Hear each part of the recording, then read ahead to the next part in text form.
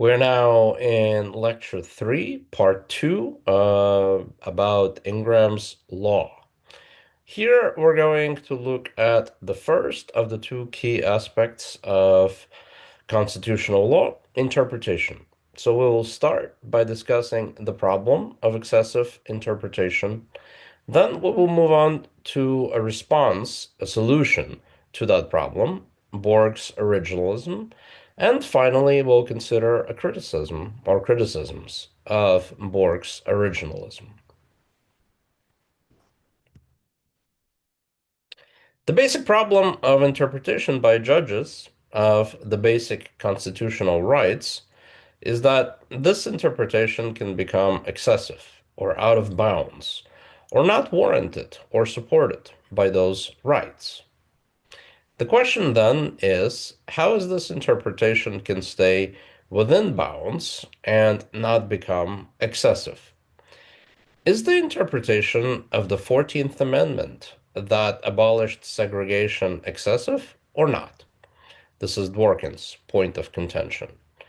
Is the interpretation of the Fifth and 14th Amendments that allowed for significant regulation of the economy by the government excessive or not?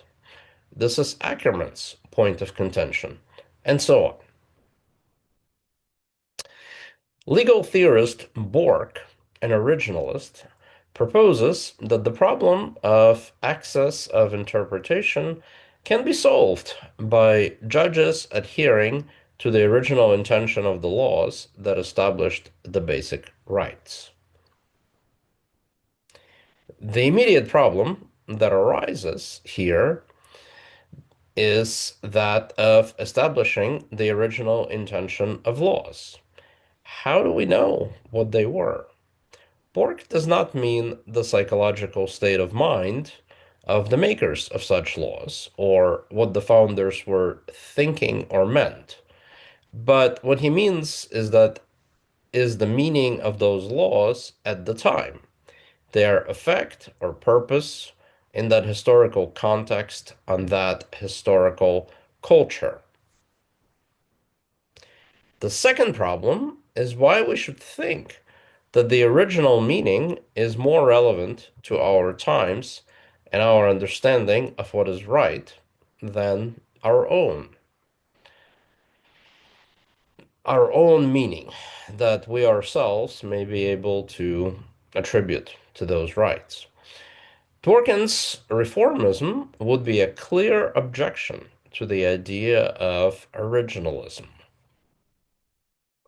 Furthermore, it seems that the original writers of such laws were intentionally vague in the formulation of those laws to leave room for interpretation for later generations.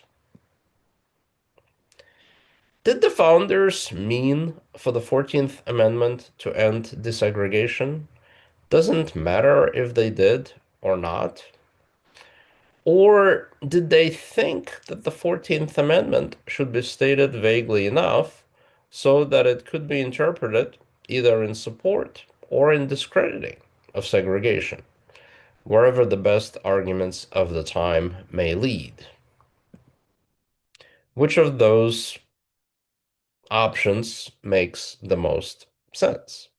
For us to think about what the founders meant, or for us to think that the founders left the meaning of the basic rights they articulated vague enough for us to interpret them in the best available way to us as a result of accumulated knowledge as well as our own moral expertise.